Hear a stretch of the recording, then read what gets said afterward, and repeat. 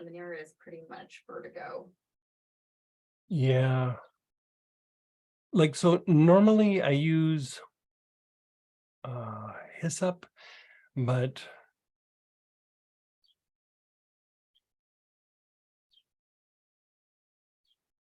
if I remember right, let me see what I have here. I want to say I make a thing for neuritis and taken also with lobelia. And my apologies, that person was actually asking if it's related to vertigo. And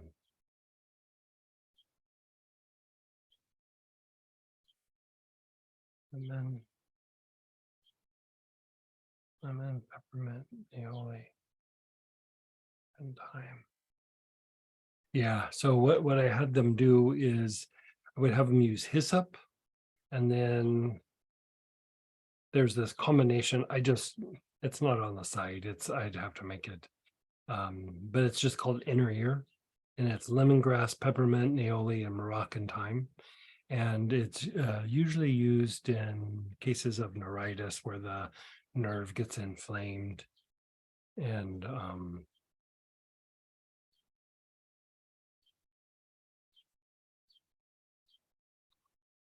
let's see here.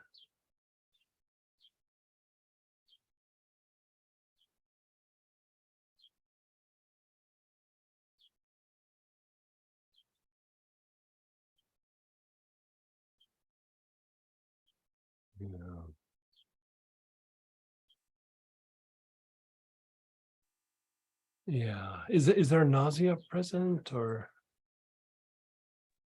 Yes, there's nausea and there's inability to walk because of dizziness.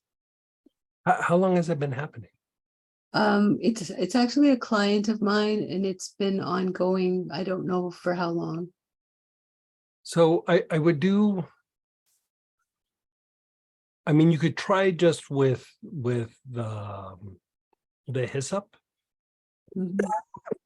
A lot of times with just basic vertigos and things like this, I would say this is like vertigo, but in the extreme where it's causing other symptoms.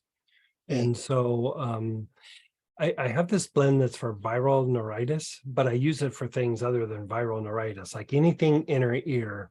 I will use it, especially if it's unresponsive to a bunch of things. And then the nausea you could treat with tarragon. I do have a blend that's just for nausea.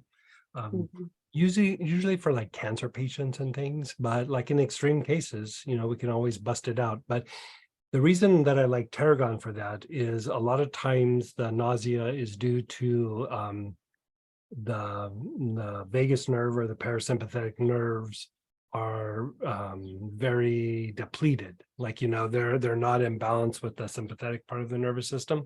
And so it causes a bunch of digestive upset. So instead of starting to go down the rabbit hole of doing all these really super specific blends, I kind of like to go to like just trying to balance out that part of the nervous system and then see where it is. A lot of times you can knock nausea out with the tarragon. And if there's nausea coupled with diarrhea, I would do marjoram instead of the tarragon. Like I'd really go hard on the marjoram.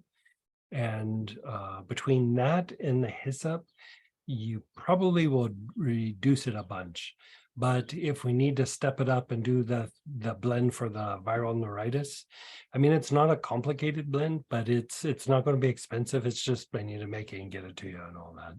Okay, well, I think I'll start with the simple oils and Yeah, I'd start simple because, like I've had this happen so many times where I get all, we're going to do this complicated thing and then we do a simple thing and it resolves itself. And it's like, well, I was ready for it to be complicated, So I would start small, start treating it, and the reason that I like the lobelia with it as well is that lobelia will relax the diaphragm, which relaxes the muscles in the neck, the sternocleidomastoid, which heavily impacts the inner ear.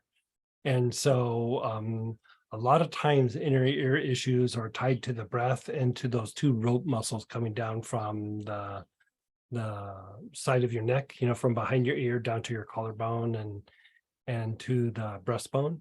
Hyssop will unwind those somewhat, not completely, but somewhat. The hyssop combined with lobelia do it even a little deeper. And once that's in play, it becomes easier and easier to treat.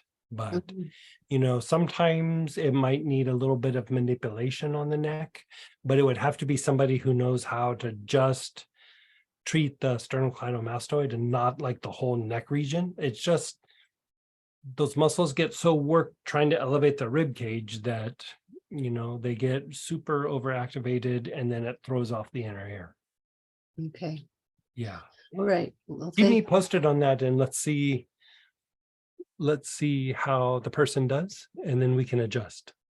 great. Well, thanks very much.